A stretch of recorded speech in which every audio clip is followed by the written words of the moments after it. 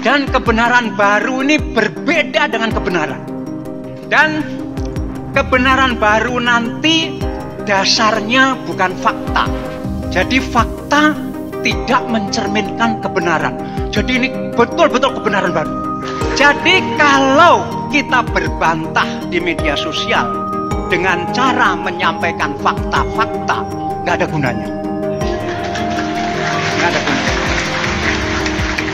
Karena fakta tidak lagi menjadi bagian kebenaran.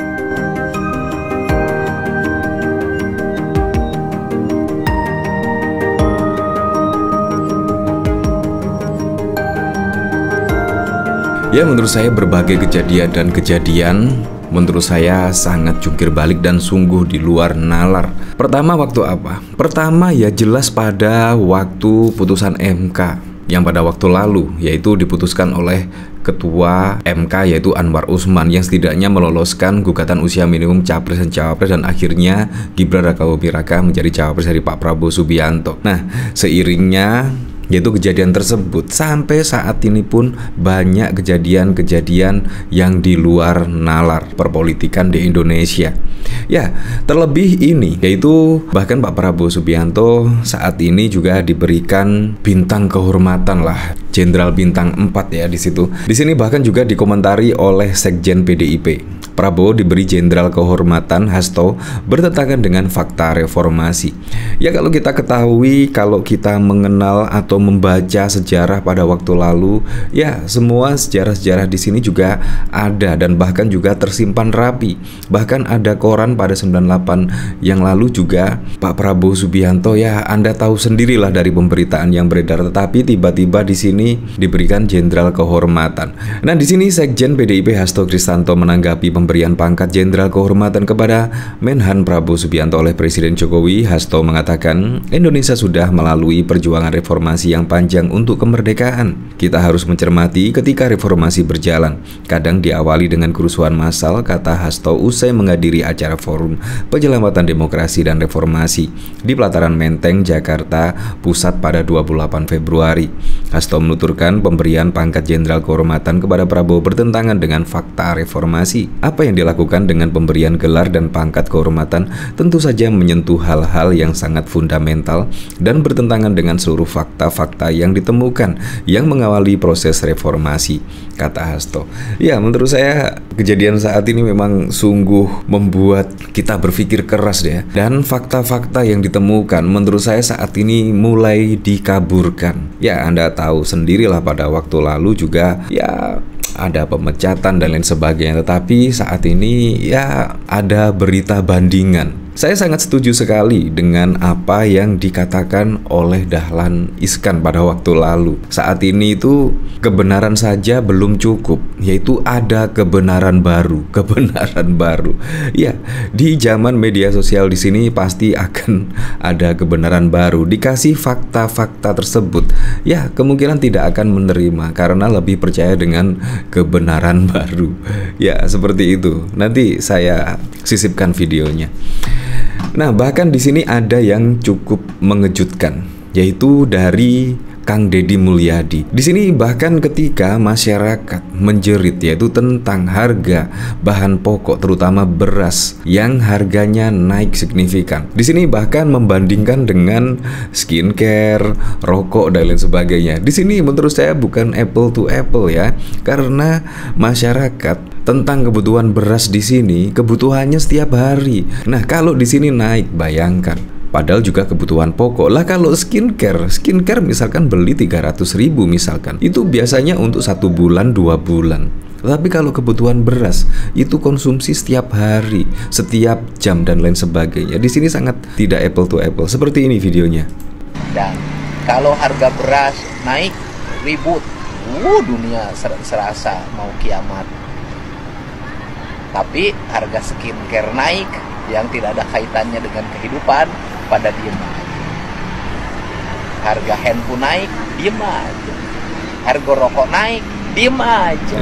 Di sini yang sangat lucu, yang tidak ada kaitannya dengan kehidupan, Ya ngapain juga diributkan, karena memang tidak ada kaitannya dengan kehidupan. Ngapain diributkan? Justru yang berkaitan dengan kehidupan ya, mulai susu misalnya, beras misalnya. Di situ kalau naik ya bikin rakyat menjerit lah. Menurut saya seperti itu. Jadi menurut saya analogi dari Bang Deddy Mulyadi di sini sangat lucu sekali ya. Di sini bahkan juga dikomentari oleh Kang Manto. Statement ngaco dari seorang wakil rakyat. Harga beras naik, ributnya luar biasa. Harga skincare dan rokok naik biasa saja. Woi Kang Deddy, makan itu kebutuhan primer, kebutuhan mempertahankan hidup dan harus dipenuhi. Beda kalau rokok dan skincare, buat gaya-gayaan doang alias kunder. HD. Di sini sangat lucu sekali loh. Tidak menyangka kalau perkataan ini muncul dari Kang Deddy Mulyadi di sini. Nah, dari sini saya juga penasaran ya. Nah, di sini bahkan Kang Manto juga beras di negara lain surplus, di negara kita minus. Di sini sangat membingungkan sekali. Di mana di Thailand saat ini ya surplus, di sini bahkan minus di Indonesia. Sangat lucu sekali. Entah prioritasnya saat ini juga apa ya, pemerintahan sangat membingungkan sekali. Apa masih mengurusi pemilu di sini? Akhirnya semuanya jadi terlantar. Nah, dari sini bahkan juga dikomentari oleh Hums Astaga yang katanya mau nyalon gubernur, ternyata nggak tahu istilah kebutuhan primer dan dalam masyarakat. Gila aja sih kalau tiba-tiba kepilih. Sekarang jadi Kang Cebok dia. Semoga Tuhan mengembalikan keadaan ekonomi si Deddy Mulyadi sekarang sehingga dia bisa merasakan nikmatnya seorang kepala keluarga saat menghadapi kenaikan harga barang pokok seperti beras. Ini sementara uang pas-pasan. Ya, seperti itulah. Nah, di sini bahkan ada berita lagi yang tidak kalah mengejutkan. Wah, di sini Nusron Wahid bahkan menegaskan peran Jokowi di pemerintahan baru urusan presiden terpilih. Ya, ada apa lagi di sini ya? Di sini Sekretaris Tim Kampanye Nasional atau TKN Prabowo Gibran Nusron Wahid mengatakan peran Presiden Joko Widodo di pemerintahan baru hasil Pilpres 2024 periode 2024-2029 merupakan kewenangan Presiden terpilih. TKN ditegaskan politikus Partai Golkar itu tidak bisa mencampuri susunan kabinet yang merupakan hak prerogatif Presiden terpilih. Saya nggak ngerti. Kita di TKN tugasnya hanya proses memenangkan Prabowo Gibran menjadi Presiden dan Wakil Presiden. Selebihnya domain Presiden terpilih dan dibantu Wapres terpilih, kata Nusron kepada awak media pada Rabu 28 Februari 2024. Nah, jadi di sini fix ya. Itu Presiden Joko Widodo di sini tidak cawe-cawe. Tidak cawe-cawe dalam urusan, yaitu untuk urusan tentang pemerintahan lah pada periode 2024-2029, yaitu presiden dan wakil presiden terpilih. Jadi di sini Presiden Joko Widodo dipastikan tidak akan cawe-cawe ya. Kita lihat saja ya. Saya rasa dengan berita pemberitaan saat ini masih kepercayaan menurut saya 60% lah di situ. Apalagi pada waktu lalu juga Presiden Joko Widodo akan menyebut netral, tapi kalau kita lihat dari pemberitaan atau dari informasi dari media, menurut saya juga ya tidak begitu netral, sudah terlihat lah di situ.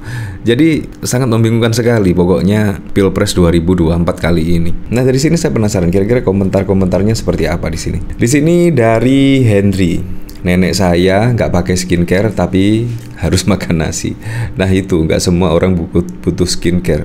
Makin gelo nih si Deddy, nalar warasnya yang dulu telah hilang demi jabatan. Kang, Anda aslinya begini Pak. Wah maaf, ternyata saya sudah salah menilai Anda selama ini. Yang selama ini terlihat ternyata cuma gimmick politik. Selama ini cuma baik di konten doang. Ya seperti itulah.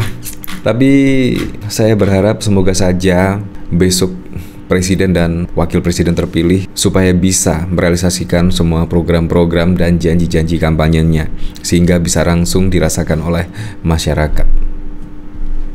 Kebenaran baru itu datang dari yang disebut persepsi. Jadi kebenaran lama based on facts, kebenaran lama bertumpu kepada fakta, kebenaran baru ini bertumpu kepada persepsi.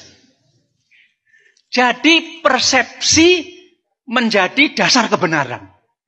Dan persepsi dibentuk bukan oleh fakta. Persepsi dibentuk oleh frame yang disebut framing.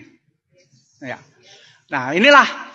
Jadi untuk apa gunanya perguruan tinggi kalau orang bisa mencari kebenaran lewat framing. Ini persoalan besar bagi para sarjana ilmu sosial untuk menyelesaikan itu. Dan